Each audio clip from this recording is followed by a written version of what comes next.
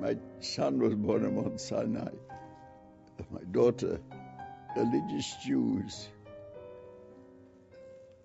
It's better for their health if they know that they're in a hospital where their freedom is being observed and protected, religious freedom. Religious freedom is a defining issue for Haskel Besser. Born to a Hasidic family in Poland in 1923, he was a child when Hitler's influence spread across Europe. Scores of his relatives were caught up in the horror in Germany and Austria in November 1938. Kristallnacht.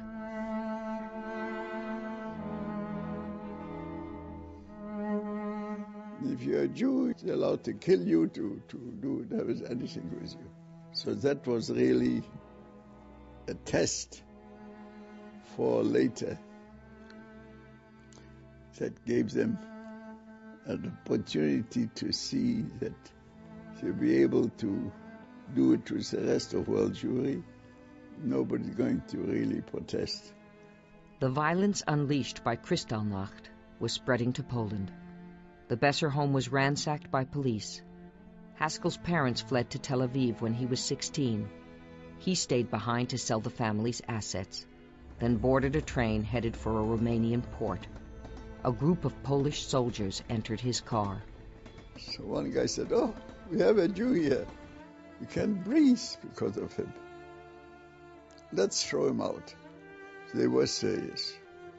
They were going to throw me out of the window. A Catholic priest intervened, having the soldiers removed from the compartment. Haskel Besser made it to Palestine, where he married a local girl. His aunts and uncles, cousins and grandfather were killed in concentration camps. I must say we were all shocked, because my father was in Germany till 1933, and I went very often to Germany. I knew the Germans, and I liked them. And I never thought, never visualized that they could turn into such animals. After the war, Haskel and his wife moved to New York City. I liked New York very much, and I loved especially this neighborhood. I was right when I came to the west side of New York. Haskel Besser's immigration story is very much the story of New York's Hasidic Jews. In the 1940s and 50s, more than 50,000 Hasidim arrived here. Nearly all were from Poland and Hungary, where their once vibrant communities had been wiped out by the Holocaust. The Hasidim brought a piece of the old world to Crown Heights and Williamsburg. They kept themselves apart from some aspects of city life, but many, including Haskel Besser, worked in the Diamond District on 47th Street. Later, he became a real estate manager.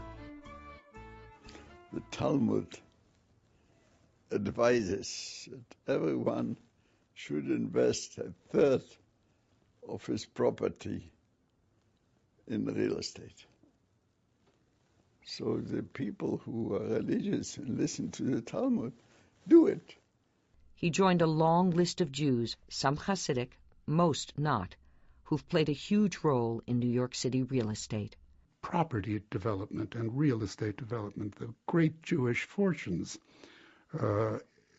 since the Second World War, by and large, have been generated in these fields. There are so many Jewish success stories in New York. Among the most notable, the Tishman family transformed Park Avenue and Rockefeller Center.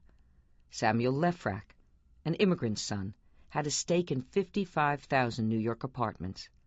William Levitt, another second-generation New Yorker, bought 4,000 acres of farmland on Long Island and turned it into Levittown, a model for middle-class suburbia.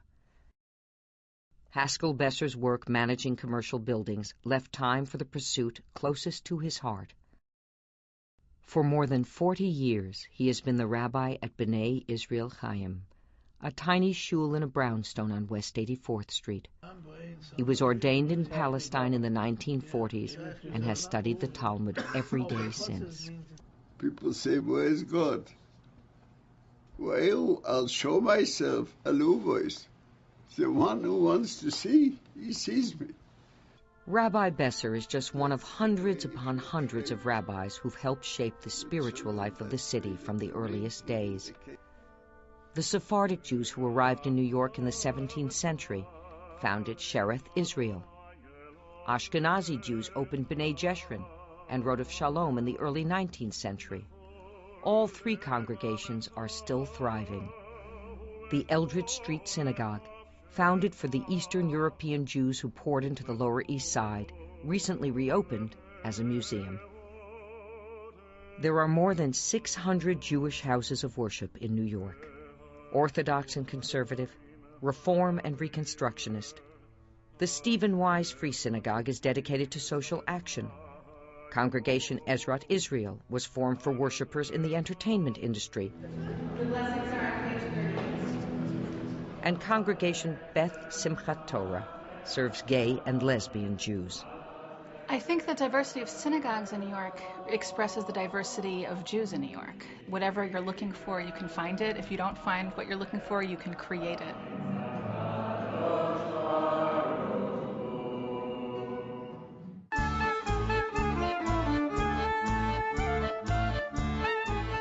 I created something which made me very famous.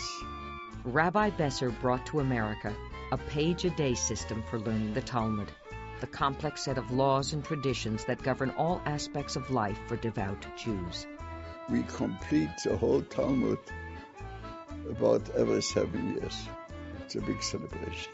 We who have assembled here to participate in this great event of Simchas Torah are united by a feeling of Ki ish echad b'lev echad. Madison Square Garden. Who else? The